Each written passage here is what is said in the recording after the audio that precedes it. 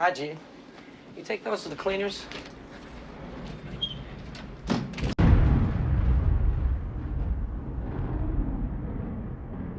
Welcome to Kiss the Reviews. I'm Armando, that's Corey, and today we're doing 1987's The Secret of My Success. Day bow bow.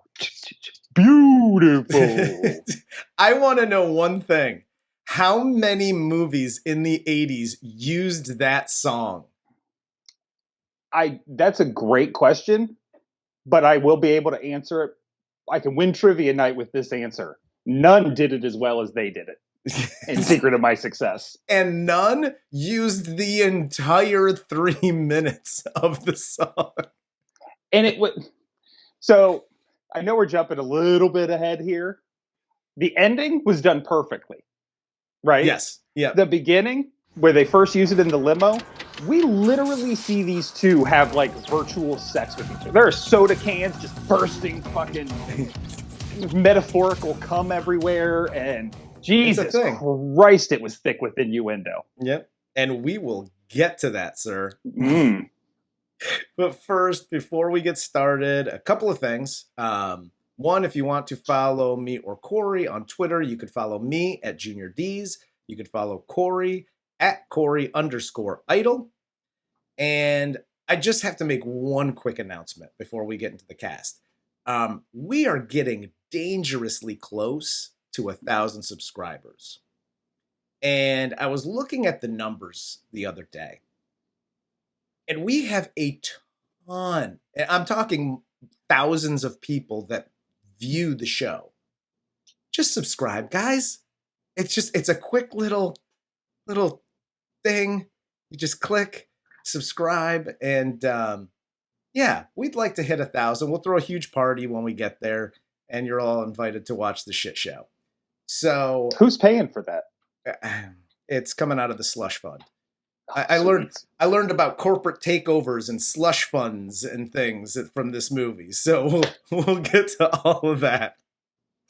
But let's get into the cast of 1987's The Secret of My Success. This film stars Michael J. Fox as Brantley Foster, Helen Slater as Christy Wills, Richard Jordan as Howard Prescott, Margaret Whitton as Vera Prescott, and John Pankow as Fred Melrose. I'm adding Melrose into the this film stars. He's only in a few scenes, but I love the character.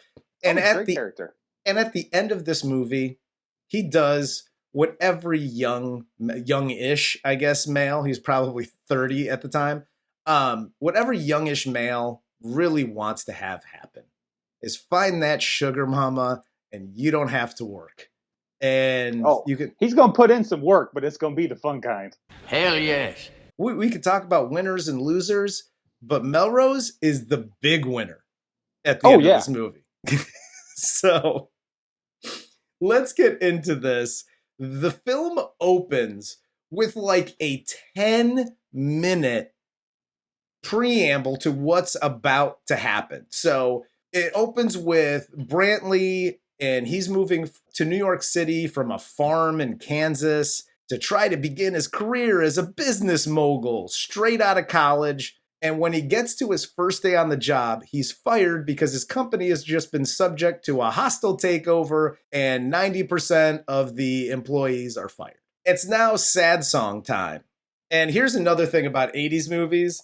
When they did movies back then, they went to whoever it was, a musician, a band, whatever, and said, here's the movie, here's the situation, write a song. So in every like little montage, because he gets fired, he goes back to his shitty rat-infested apartment, and it's like, I'm so sad, I got rats in my place, and I need to figure out my life. What do I hold on to?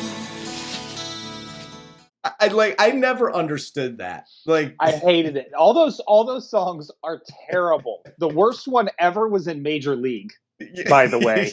Yes. But yes, you're 100% right. The sad song composer for 80s movies, I hope somebody at some point kneecap that motherfucker.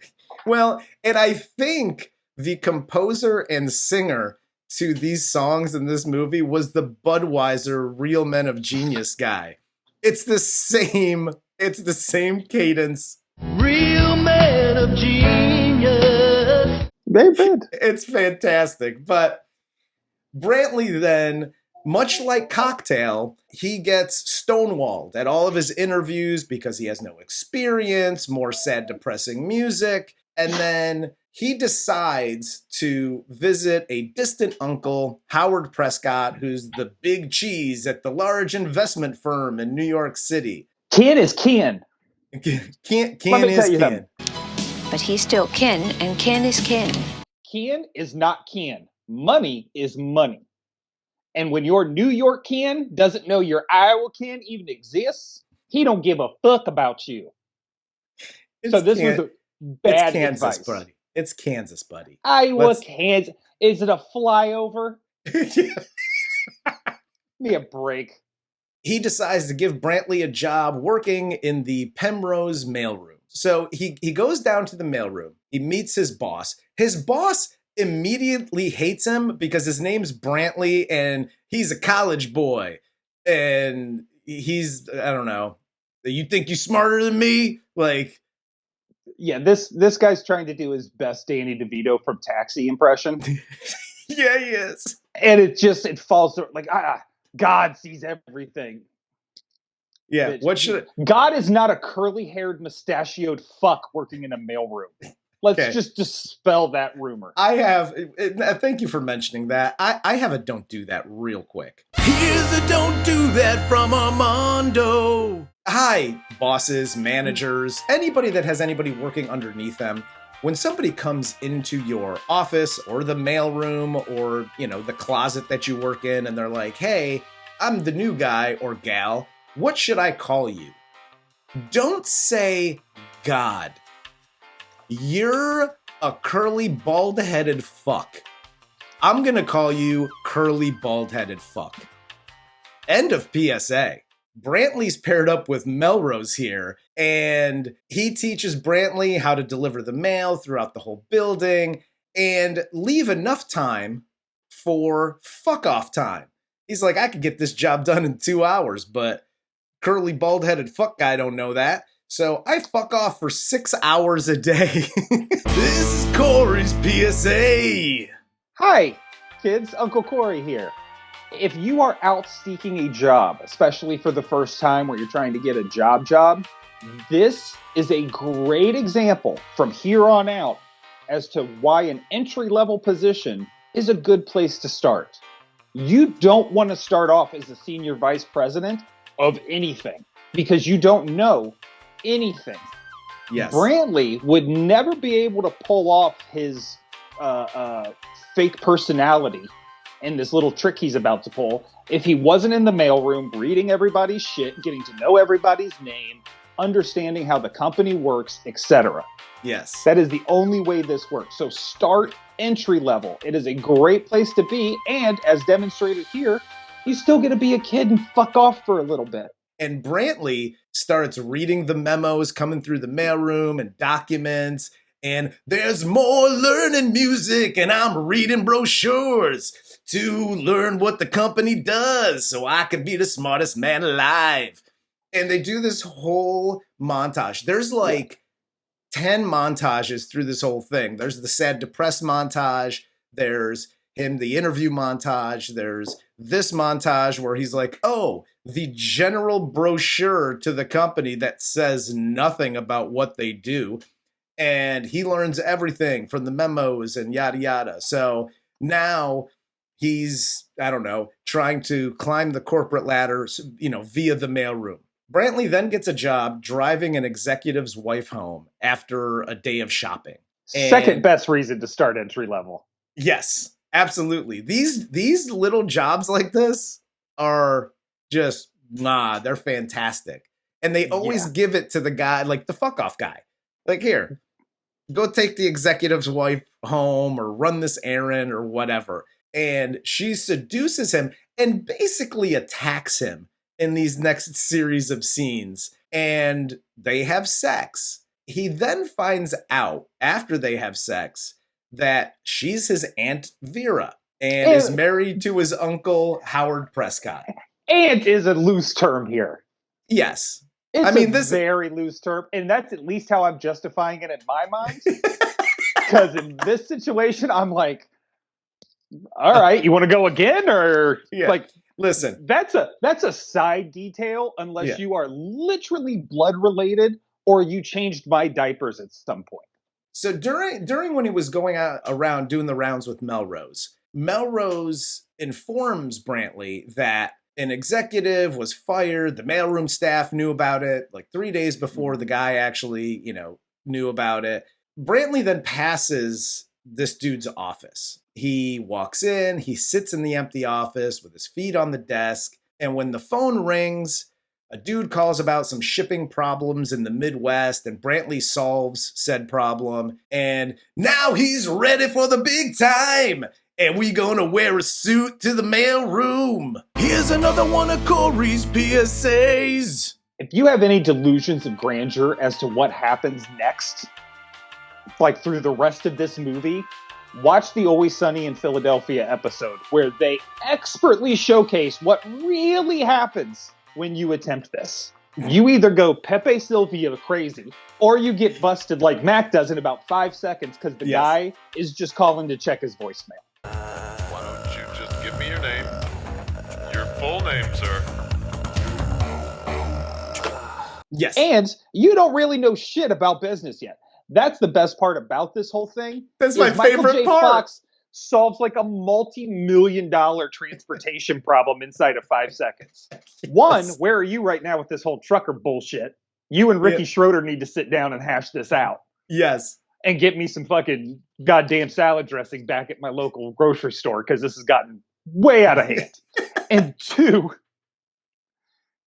in real life, that decision is flipped. You just cost that company millions of dollars. Because typically, companies don't just be like, we're so big, we don't even know what the left hand is doing with the right hand. Like, that's not how it works at all. No, there but are in this reasons for doing things, and more importantly, there are a lot of reasons why they don't do things. But in this movie, this company knows that this company is basically the bad guy from Toy Soldiers.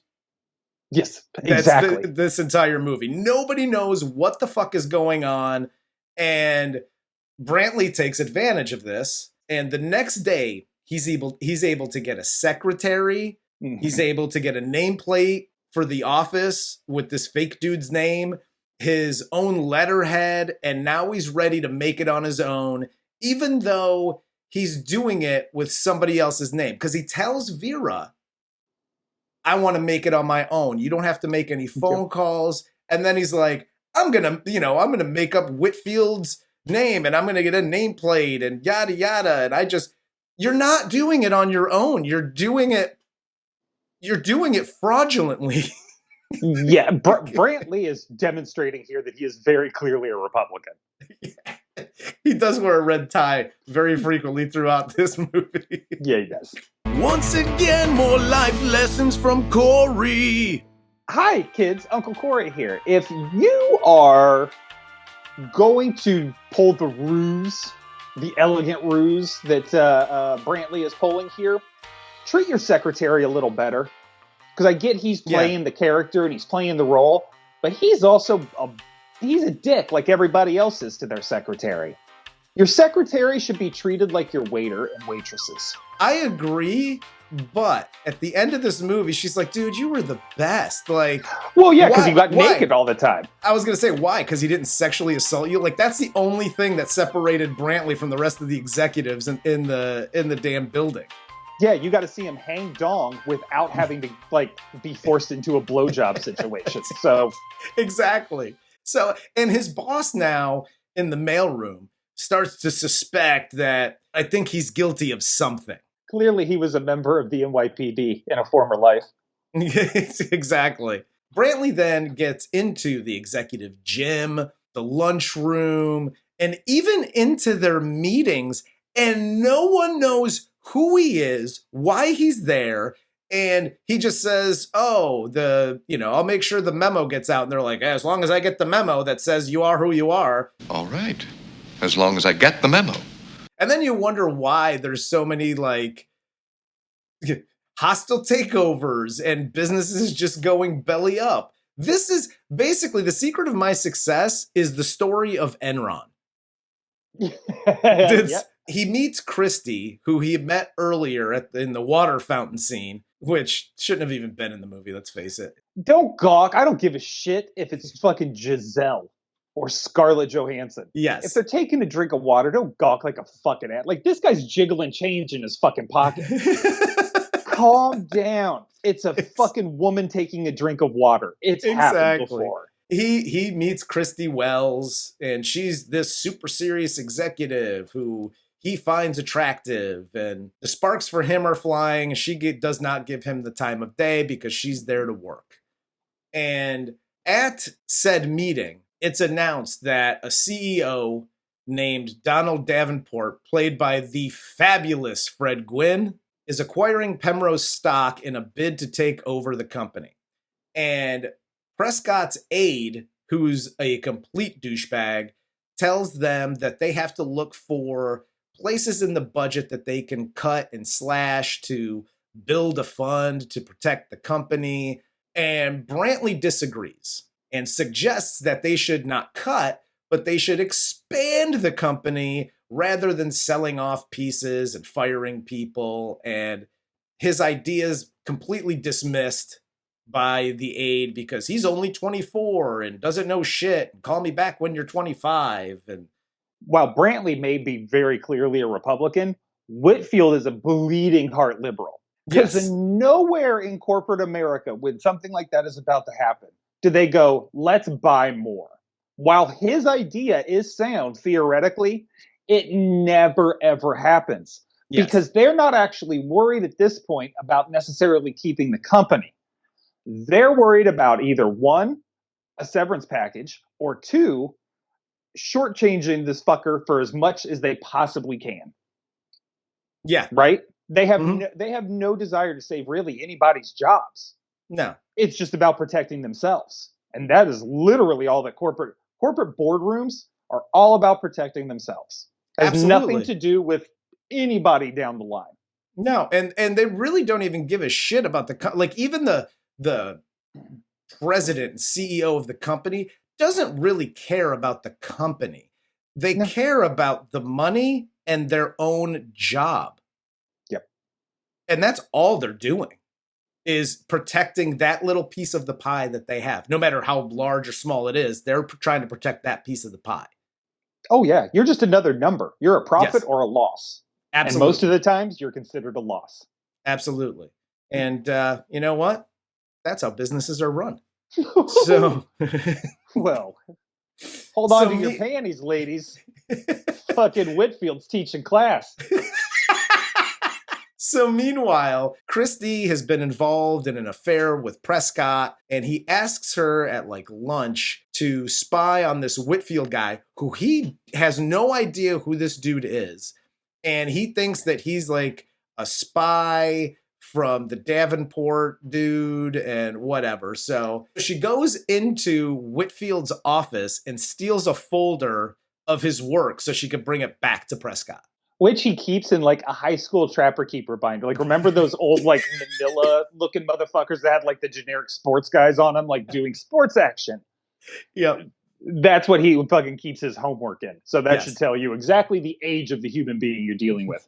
But also, Prescott as a CEO is a fucking disaster of a human being. Yes. He is obsessed with Christine, but he's using her as the fucking Black Widow here to go spy on everybody and steal. Yes. You're stealing information from, it's your company. Walk into the office and take the fucking folder. And we see it later in the movie. He's sitting in Whitfield's office what's all this stuff? Let me just fucking rifle through his shit. You're the CEO. Just do it. Yeah. You don't need an excuse to do anything. It's your proprietary information, dipshit. Exactly. And even later in the movie, he has fucking Whitfield spying on his wife. He has Whitfield spying on his girlfriend. It's like, dude, are you just asking this guy to fuck every girl you know?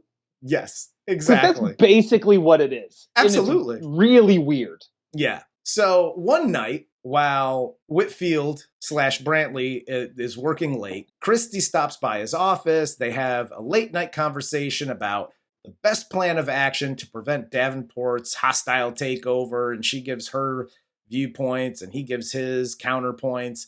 And Christy starts to realize that Brantley's plan is the best way to save the company. And the two spend the entire night together talking, and then they finally have sex. You say they give their points and counterpoints, but this is the area of the movie where you should be starting to realize as the viewer that nobody's really talking about business at all. It all gets covered up with montages. Yes. And this is why, screenwriters, I say this to you.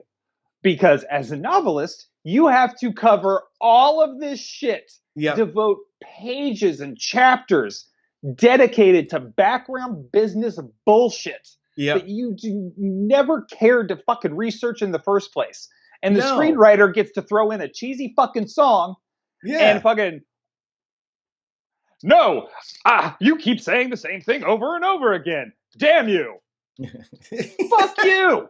Well, and then you have we come from different places, but we think the same, kind of, sort of, we'll meet in the middle. Meanwhile, they're staring at each other like on the Staten Island Fair. You're not even close to Staten. Where are you going to Staten Island? You both live in Manhattan and work in Manhattan. Yes. And all of a sudden there's a montage on you gazing into each other's eyes on the Staten Island Ferry. The fuck out of here. So the next day, Prescott announces that he's holding a retreat at his Litchfield home for all the top-level executives so they can work out a plan for what they're going to do. And after being sexually assaulted here by Vera and caught by Prescott, his uncle, Brantley is invited to said retreat. Now, this whole... while funny, this whole scene is ridiculous, and it's capped off... And again, going back to this dude is basically the guy from Toy Soldiers, because he walks in, Brantley's half naked, Vera's on top of him. They're like, yeah, he fainted because I'm his aunt. And then so I jumped on top of him and I don't know, was dry humping his back. And he's like, yeah, dope, cool. I already had lunch. Get the fuck out of here. Brantley, you're coming to the retreat this weekend.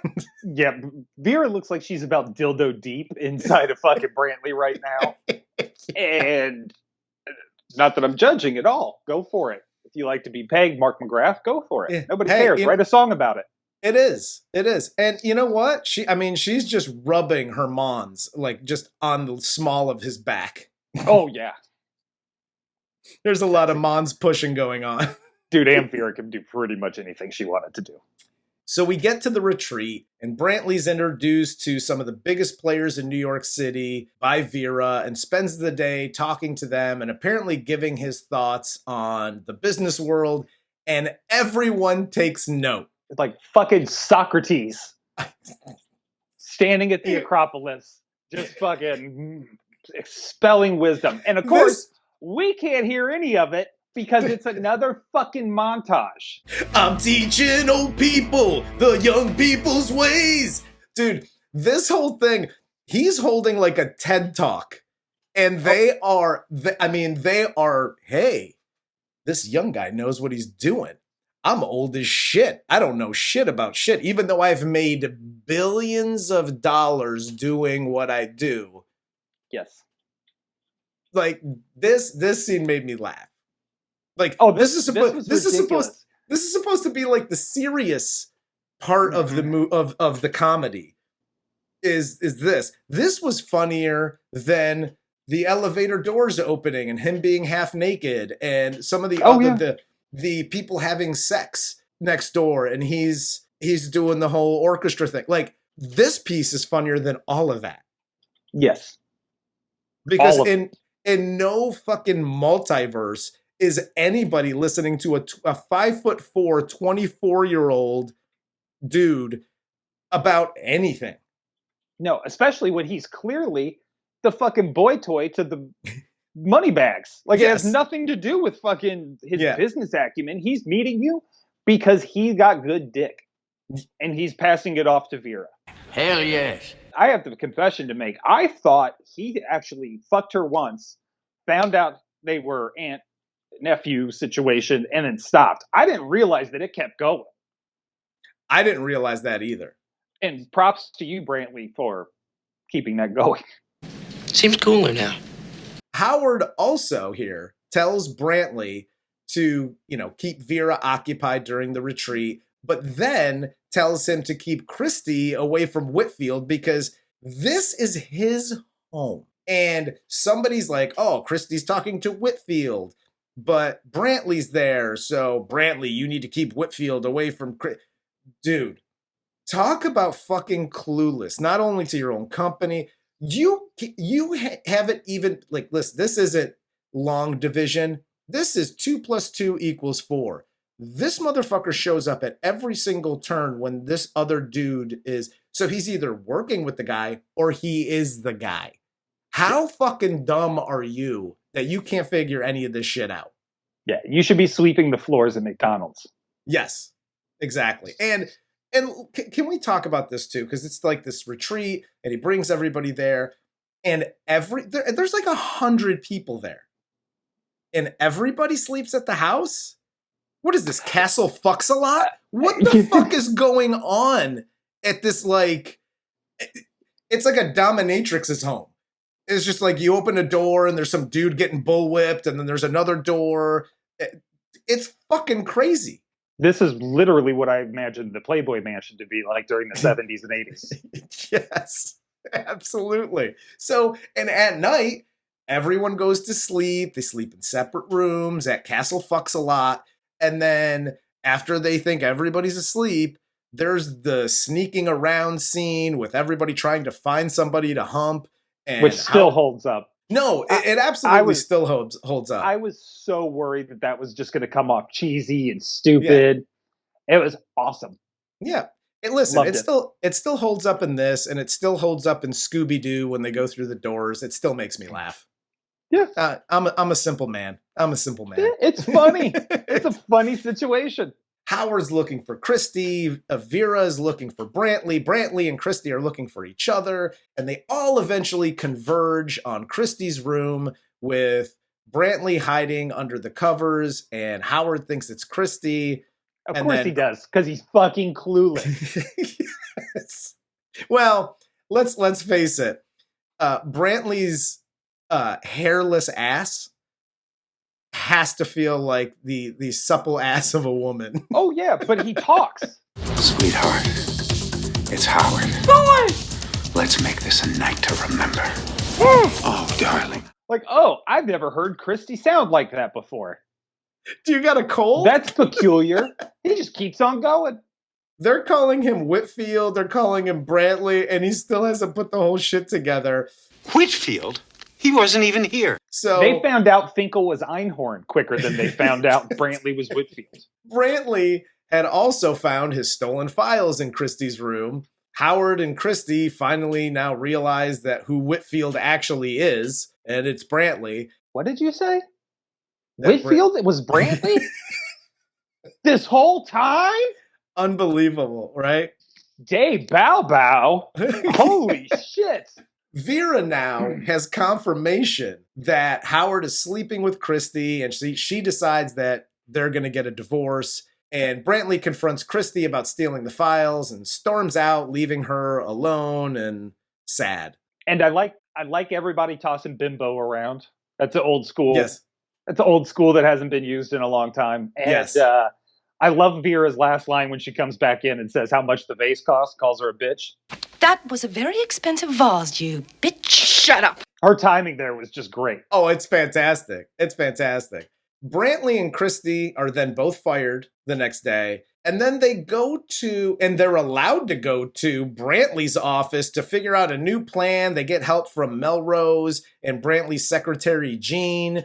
And they come up with this, this plan to take over the company. Like, they're walking out with boxes. They get in the elevator. They do the whole, like, let's have sex in the elevator thing. Cool, funny, it's fine. But then he goes, aha, I have a plan.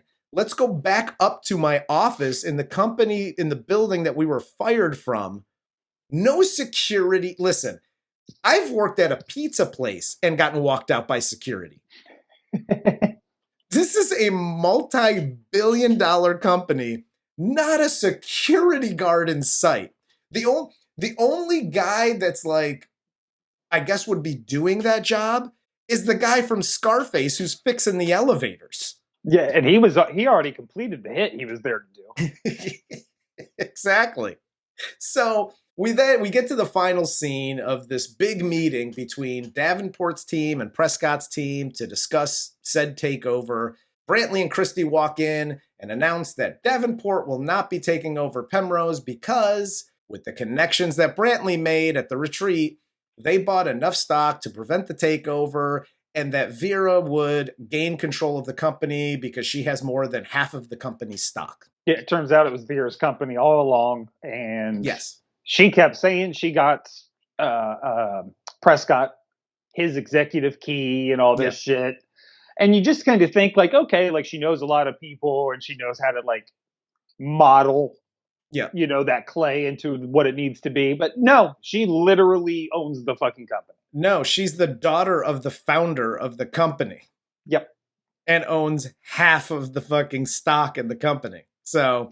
And this is a good lesson. How many more of these have we got today? Hi, kids. Uncle Corey here. You never know who you're fucking, so fuck them right. Yes. Treat them right. That's it. Treat them right, do it good, and everybody's happy in the end.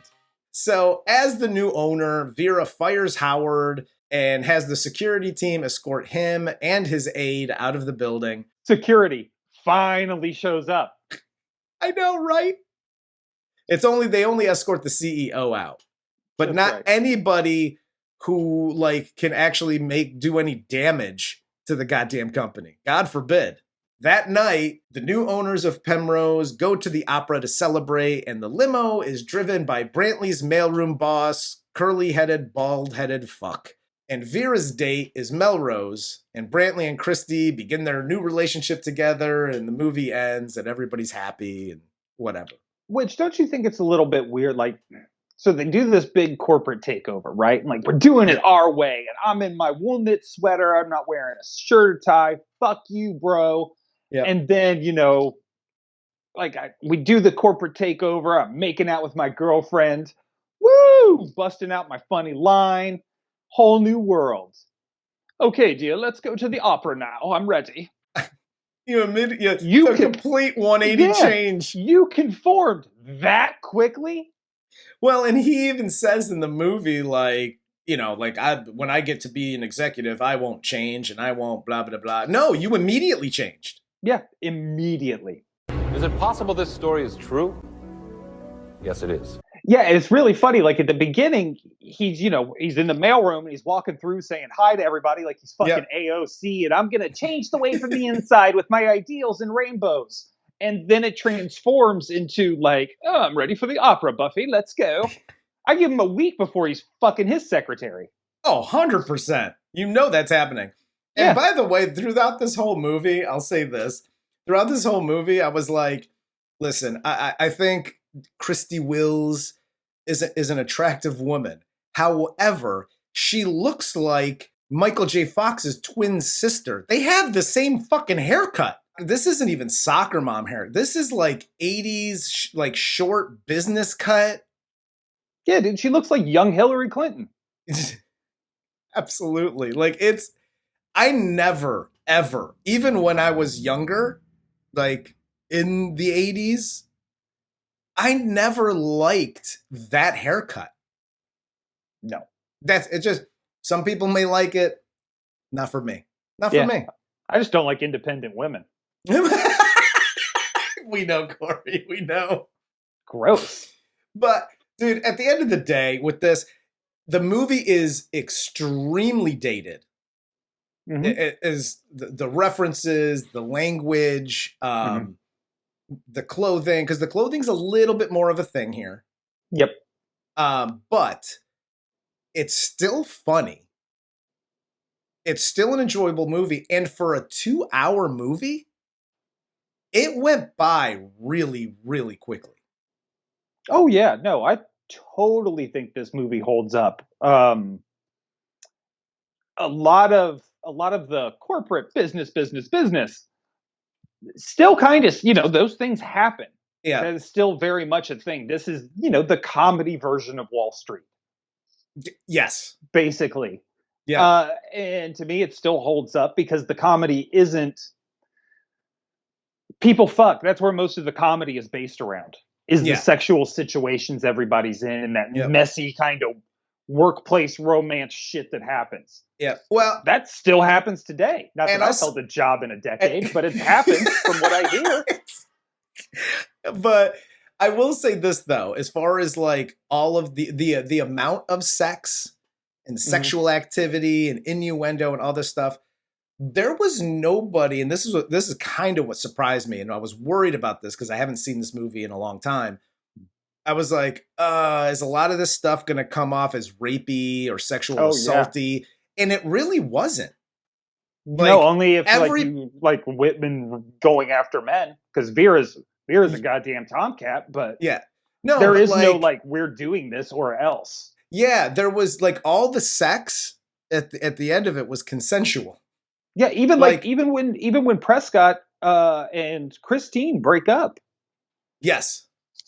He doesn't just like throw a rage fit and like gives her shit work and fires her. And he's just like, all right, I wish I would have divorced my wife sooner and da-da-da. And then it turns out, he's just trying to hit that the whole time. Yeah. But he's not a dick about it. Yes, exactly. So I did appreciate that in the movie.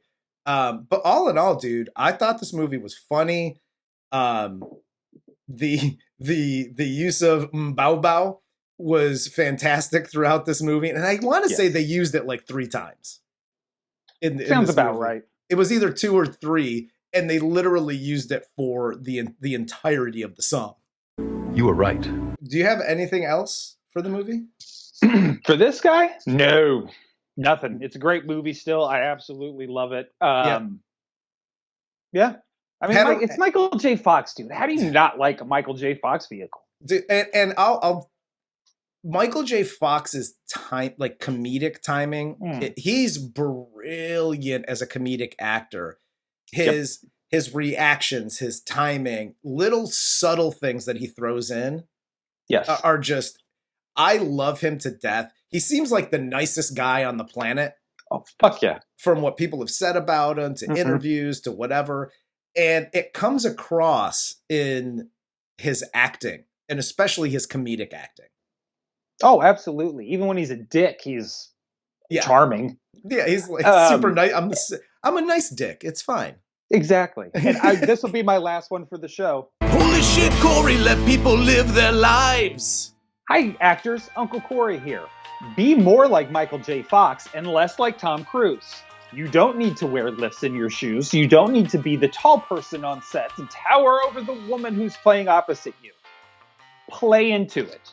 Yes. Nothing wrong with it. And by the way, if you can act, you're going to get jobs. Period. Absolutely. Fucking Danny DeVito has been working solidly for decades. Danny DeVito's a goddamn icon. So, and he leans into it. You can do that. So it's that easy. Is what it is. Let's tell the people what movies we have coming up.